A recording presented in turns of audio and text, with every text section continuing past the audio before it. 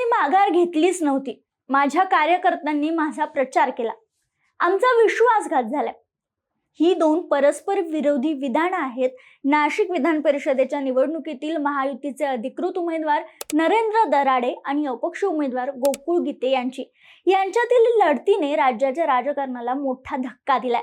मात्र जास्तीत जास्त हा धक्का कोणाला बसला असेल तो नरेंद्र दराडे आणि शिवसेनेला असं म्हणायला हरकत नाही. कारण नरेंद्र दराडे हे महायुतीचे अधिकृत उमेदवार असताना अपक्ष उमेदवार गोकुळ गीते यांची मनधरणी करण्यासाठी मंत्री उदय सामंत, मंत्री गिरीश महाजन यांच्यासह अनेक नेत्यांनी रात्रंदिवस प्रयत्न केले. गोकुळ गीते यांनीही एका टप्प्यावर आपण निवडणुकीतून माघार घेत असल्याचं जाहीरही केलं. त्यामुळे ही निवडणूक आता नीट होईल असं चित्र निर्माण झालं होतं. मात्र प्रत्यक्ष निकालात वेगळंच घडलं. गोकुळ गीते यांनी नरेंद्र दराडे यांचा 100 पेक्षा जास्त मतांनी पराभव करत विजय मिळवलाय. विशेष म्हणजे निकालानंतर किंवा निकालाच्या वेळी गोकुळ गीते यांनी आपण माघार घेतलीच नव्हती, फक्त प्रचार थांबवला होता असा घुमजाव केला. ते म्हणाले की माझे कार्यकर्ते शेवटपर्यंत मैदानात होते आणि त्यांच्या मेहनतीमुळेच हा विजय मिळाला. दुसरीकडे काही कार्यकर्त्यांकडून आमचा विश्वासघात केला अशी भावना नरेंद्र दराडे यांच्याकडून व्यक्त करण्यात येते. त्यामुळे आता गोकुळ गीते यांच्या विजयामागचं नेमकं गणित काय होतं? गोकुळ गीतेंना कुणाचा छुपा पाठिंबा मिळाला? महायुतीतून कसं क्रॉस वोटिंग झालं? आणि आता भाजपच्या गिरीश महाजन यांच्या जवळचे असणारे हे गीते कुटुंब एकनाथ शिंदेच्या जवळ जाणार का? काय घडलंय नेमकं? एकनाथ शिंदेंनी गोकुळ गीतेंसाठी विमान का पाठवले? चला याबद्दलच बोलूयात. नमस्कार, मी संजना कटुकटमध्ये आपलं स्वागत. नाशिक विधान परिषदेसाठी एकूण 618 मतदारांनी मतदान केलं. मतमोजणीच्या वेळी 13 मतं अवैध ठरली. 605 मतं वैध ठरल्यामुळं मतांचा जो विजयासाठीचा कोटा होता तो 303 झाला. या मतमोजणीत अपक्ष उमेदवार गोकुळ गीते यांना 357 मतं मिळाली आणि महायुतीचे नरेंद्र दराडे यांना 248 मतं मिळाली. त्यामुळे दुसऱ्या बाजूला निवडणुकीच्या रिंगणात असलेले अजून एक उमेदवार प्रसाद हिरे यांना 0 मतं मिळालेत. पहिल्याच फेरीत गोकुळ गीतेंनी 303चा कोटा पार केल्यामुळे त्यांचा विजय झाला. आता बघा, जेव्हापासून विधान परिषदेच्या निवडणुकीची लगबग सुरू झाली तेव्हापासून आम्ही नाशिक विधान परिषदेच्या निवडणुकीवर अनेक व्हिडिओ केलेत. त्यातील 2 व्हिडिओ इथं आठवण करून द्यावेसे वाटतात. त्यातील एका व्हिडिओत आम्ही 1972 मध्ये अहिल्यानगरमध्ये घडलेल्या एका इतिहासाचा उल्लेख केला होता, जिथे काँग्रेसच्या अपक्ष उमेदवारांना माघार घेतली होती. मात्र मतपत्रिकेवर त्यांचं नाव कायम राहिल्यामुळे त्याच उमेदवाराचा विजय झाला.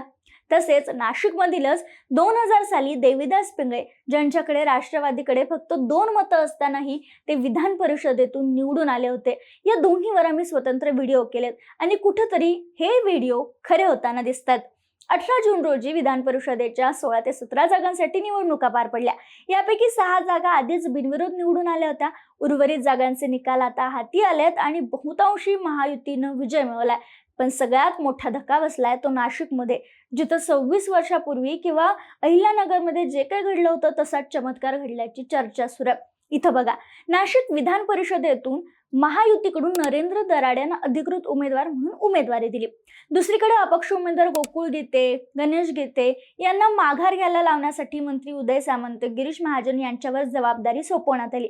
गणेश गीतेने माघार घेतली, पण खूप मनधरणी केल्यानंतर निवडणुकीच्या काही दिवसांआधीच गोकुळ गीतेंनी माघार घेतल्याचं चित्र निर्माण झालं. मात्र यावेळी त्यांनी आपण माघार घेत असते अशी घोषणा केली, पण आपण नरेंद्र दराडे यांना पाठिंबा देतोय असं कोणतंही विधान केलं नाही. माघार घेतली असली तरी त्यांचे कार्यकर्ते ग्राउंड लेवलला आपली योजना आखत होते हे दिसून येत होतं आणि अशा चर्चाही सुरू होत्या. आणि म्हणूनच घोडेबाजाराची शक्यता असल्यामुळे दराडे यांनी नगरसेवकांना अज्ञात स्थळी देखील निवडणुकीच्या पूर्वी हलवण्यात आलं होतं. मात्र यातले काही नगरसेवक हे शरीरानं जरी महायुतीसोबत असले, नरेंद्र दराडेंसोबत असले, तरी मनाने मात्र गोकुळ गीते यांच्यासोबतच होते हे या निकालात दिसून आले. मतमोजणीच्या दिवशी वेगळं चित्र निर्माण झालं, कारण मतमोजणी सुरू झाल्यानंतर गोकुळ गीते थेट मतमोजणी केंद्रावर पोहोचले आणि आपणच निवडून येणार असा दावा करू लागले. ते म्हणाले, माझा प्रचार थांबवल्याचं म्हटलं होतं. मी कुठलाही माझा वैयक्तिक प्रचार केला नव्हता. माझ्या कार्यकर्त्यांनी प्रचार केला. आता निवडणूक खूप पुढे गेली आहे. माझ्या कार्यकर्त्यांनी जी प्रचार यंत्रणा राबवली त्यामुळे मला विश्वास आहे की मी निवडून येईल. मी माघार घेतलेली नाही. तुम्ही तो शब्द वापरू नका. मी निवडून येईन असा ठाम विश्वास त्यांनी व्यक्त केला होता आणि प्रत्यक्षात ते निवडूनही आले.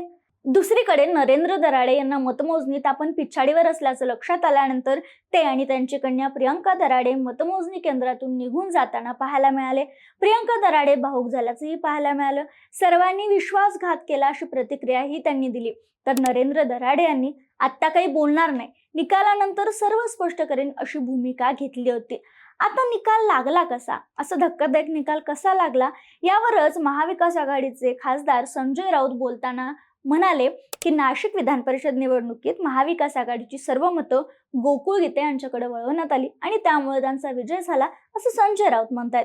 दुसरीकडे मंत्री छगन भुजबळ यांचंही नाव चर्चेत येते, कारण येवला परिसरातील राष्ट्रवादीच्या मतांचा अप्रत्यक्ष पाठिंबा गोकुळ गीते यांना मिळाल्याचा दावा काही ठिकाणी केला जातोय. आता नरेंद्र दराडे आणि छगन भुजबळ यांच्यातील जुना राजकीय संघर्ष लक्षात घेता या चर्चांना आणखीन बळ मिळत आहे. शिवाय गोकुळ गीते यांनी माघार घ्यावी यासाठी कुठंही राष्ट्रवादी प्रयत्न करत होती किंवा या सगळ्यात छगन भुजबळांचं नाव कुठंही मध्ये आलं नव्हतं. त्यामुळं या शक्यतांना बळ मिळते. त्यामुळे या विजयामागे छगन भुजबळांचाही थोडाफार हात होता का, हाही प्रश्न विचारला जातोय.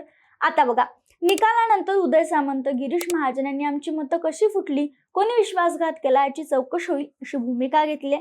पण गिरीश महाजन कुटुंबांच्या जवळचे असणारे गीते आता एकनाथ शिंदेच्या जवळचे होणार का असं विचारलं जाते, कारण एक मोठी घडामोड घडते. शिंदे गटाच्या शिवसेनेनं अर्थात एकनाथ शिंदेनी गोकुळ गीते यांना मुंबईला चर्चेसाठी बोलवले.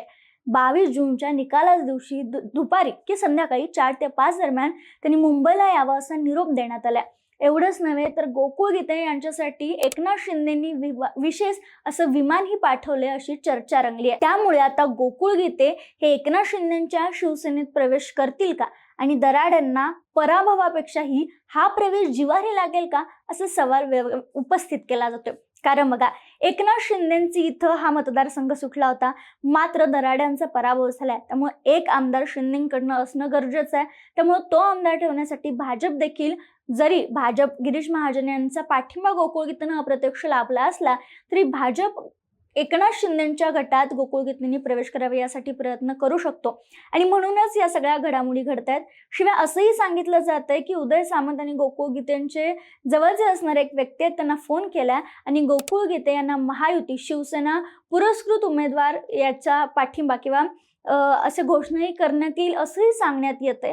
मात्र आता हे सगळे प्रश्न किंवा विमान का पाठवण्यात आले आणि खरंच गोकुळ गीते शिवसेनेत प्रवेश करतील का, जर त्यांनी शिवसेनेत प्रवेश केला तर दराडे यांचं काय होणार, यामुळे भाजप शिवसेनेतील संबंधावर त्याचा परिणाम होईल का, हे सगळं पाहणं महत्वाचं आहे. त्यामुळं हा त्यांचा विजय आणि त्यानंतरची त्यांची राजकीय दिशा ही नाशिकपुरता मर्यादित न राहता महायुतीतील शिवसेना आणि भाजप यांच्यातील दरी वाढवणारी ठरू शकते का, ती कमी करणारी ठरू शकते का आणि दराड्यांचा आता राजकीय भविष्य काय, असे अनेक प्रश्न घेऊन येते.